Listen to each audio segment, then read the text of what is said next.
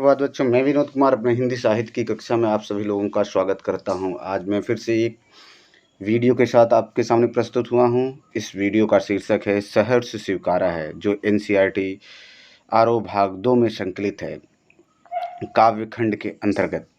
तो सहर्ष स्वीकारा है का पहला पैराग्राफ या पहली पंक्ति जो थी, पद जो था, मैंने उसकी व्याख्या आप लोगों को कर दी थी, उसके बारे में अच्छे से बता भी दिया था।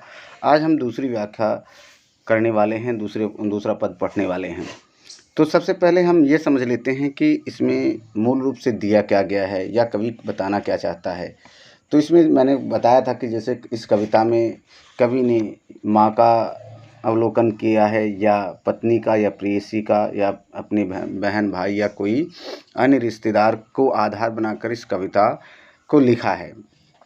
और इसमें सब कुछ जो भी उसके जीवन में सुख दुख यातनाएं कष्ट, जो भी वैभव संपदा जो भी उसको जीवन में मिलती है, उसे वह सहर्ष खुशी पूर्वक स्वीकार कर लेना चाहता है।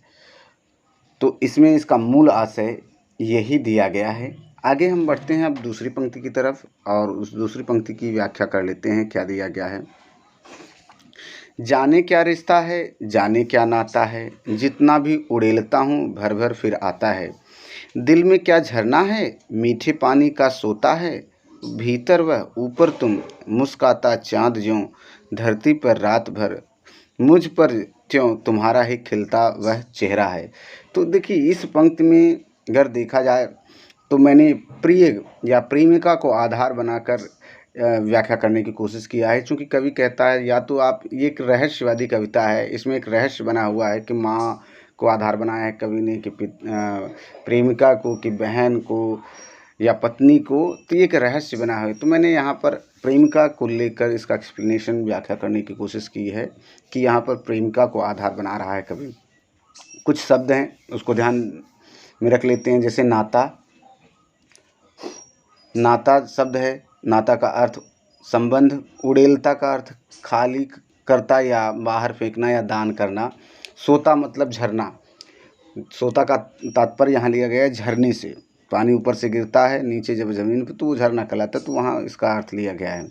अब देखते हैं पंक्ति का। जाने क्या रिश्ता है, जाने क्या नाता है, जितना भी उड़ेलता हूँ भर भर फिर आता है।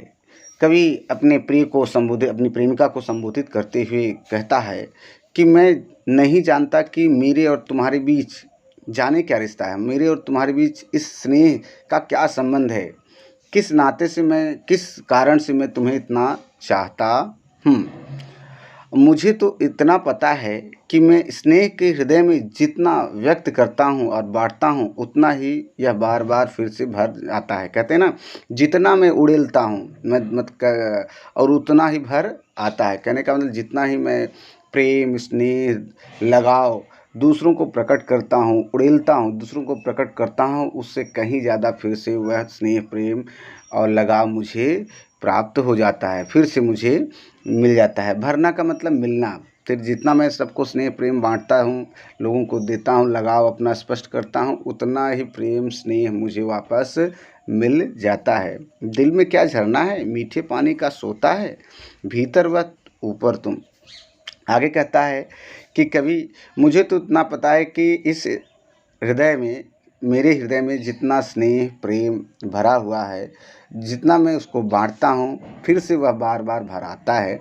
आगे अब वाली पंक्ति का ये व्याख्या है कि मेरे हृदय में प्रेम का कोई झरना मालूम पड़ता है। भाई, बार बार उड़ेलता है तो मतलब मेरे हृदय, अपने हृदय को प्रेम का झरना यहाँ उपमा दिया गया है कि मेरे हृदय में ऐसा मालूम जान पड़ता है कि प्रेम का एक झरना है, जिससे लगातार स्नेह का पानी बरस रहा है, अर्थात गिर रहा है, अथवा हृदय में मेरे प्रेम रूपी एक मिठास समाई हुई है, और इस मिठास को मैं लोगों में बांटता चलता हूँ। और यह मेरे अंदर से जो मिठास है, प्रेम की मिठास है, जिससे निरंतर स्नेह झलकता रहता है, स्नेह रूपी जल छलकता रहता है। आगे कहते हैं, मुस्काता चाँद ज्यों धरती पर रात भर, मुझ पर त्यों तुम्हारा ही खिलता वह चेहरा है। आगे लेखक कहता है कि मेरे हृदय के भीतर तुम्हारा प्रेम है और प्रेम पूरित हृदय के ऊपर तुम विराजमान हो।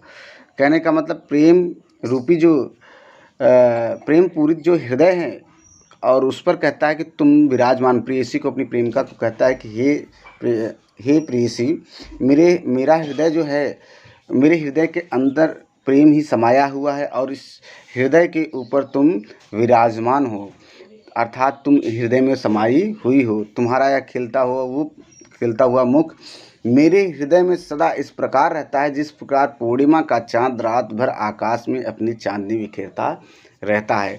तो कहता है चांद मुस्कुराता चांद जो धरती पर रात भर, मतलब अपनी प्रेमिका के लिए कहता है कि मेरे हृदय में मुख, तुम्हारा यह खिलता हुआ जो चेहरा है ना, मुख जो है ना, ये मेरे हृदय में इस प्रकार रहता है जिस प्रकार आसमान में पूर्ण चांदनी के समय आसमान में चाँद चमकता रहता है, वैसे ही तुम्हारा चेहरा मेरे हृदय में हर समय, तुम्हारा मुख हृदय में हमारे चमकता रहता है।